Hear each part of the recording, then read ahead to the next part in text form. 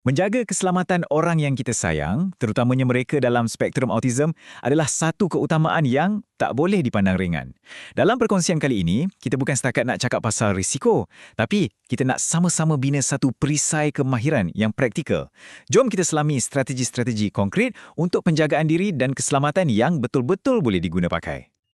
Untuk kita faham betul-betul kenapa perbincangan ni sangat kritikal, jom kita mulakan dengan kisah Felix. Ini bukan sekadar cerita tau. Ia adalah satu realiti pahit yang menunjukkan betapa terdedahnya mereka dalam masyarakat kita. Satu kelemahan yang kita semua kena tangani segera. Angka ini terus terang memang mengejutkan. Kajian menunjukkan yang individu dengan ketidakupayaan perkembangan berisiko menjadi mangsa penderaan seksual 2 kali ganda lebih kerap. Kenapa kan? Selalunya sebab cabaran dalam komunikasi, susah nak faham batasan sosial dan kadang-kadang mereka dididik untuk sentiasa patuh tanpa soal. Inilah realiti yang kita kena ubah. Jadi persoalan besarnya sekarang, macam mana kita nak tukarkan kelemahan ini menjadi satu kekuatan? Hari ini kita akan bentangkan satu pelan tindakan yang jelas. Kita akan lihat bagaimana setiap cabaran itu boleh diubah menjadi satu kemahiran yang boleh diajar dan dipelajari satu demi satu. Baiklah, kita mulakan dengan bahagian pertama, perjalanan yang unik. Kita kena faham dulu yang setiap individu itu berbeza. Jadi strategi yang kita guna pun mestilah khusus untuk mereka. Tak boleh ada pendekatan satu saiz untuk semua.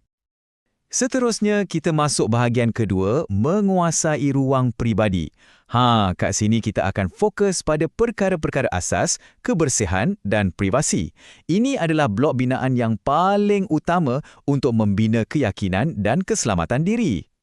Konsep awam lawan peribadi ni bunyinya macam abstrak kan? Jadi cara terbaik nak terangkan adalah dengan pecahkannya kepada contoh-contoh yang sangat jelas.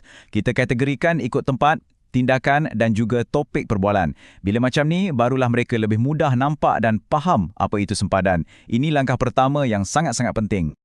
Nak ajar konsep tadi tu pun ada caranya.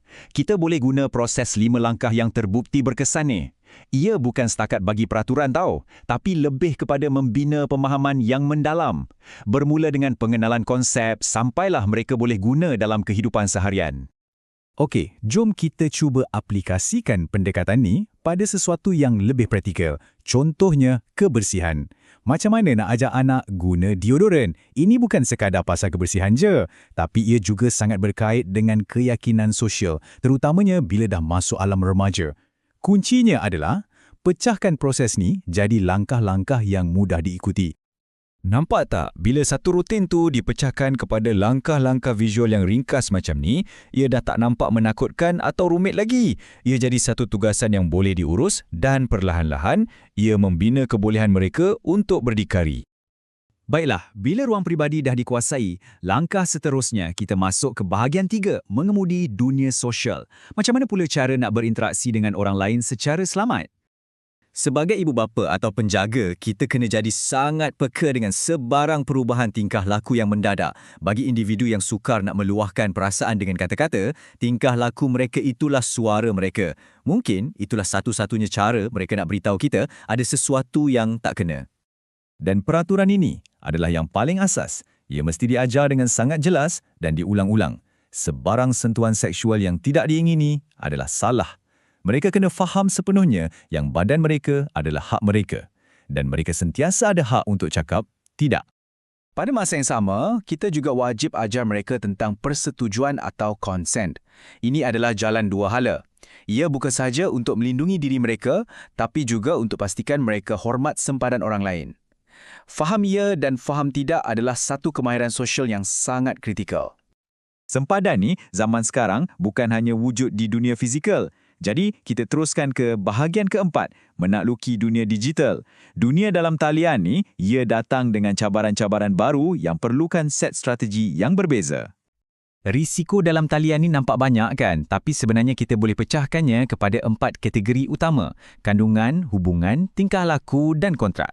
Bila kita sebagai ibu bapa faham setiap risiko ni, barulah kita boleh bina pelan perlindungan yang lebih spesifik dan berkesan.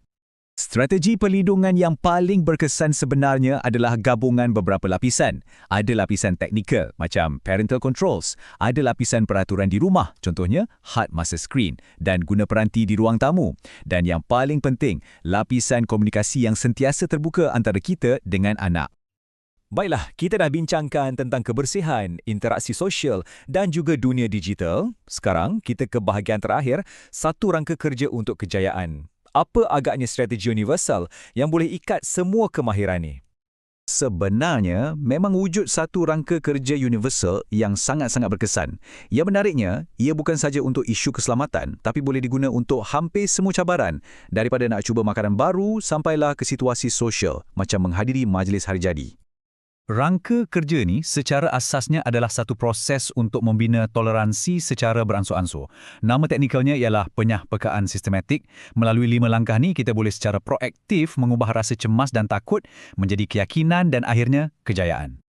Mesej utama yang saya nak kita semua pegang hari ini adalah ini. Setiap cabaran yang kita hadapi tu, ia bukanlah satu tembok penghalang. Sebaliknya, ia adalah satu peluang, satu kemahiran yang sedang menunggu untuk diajar. Jadi, jom kita ubah cara kita berfikir. Daripada bertanya, bolehkah mereka? Kita tanya, bagaimana cara kita boleh bantu mereka untuk percaya?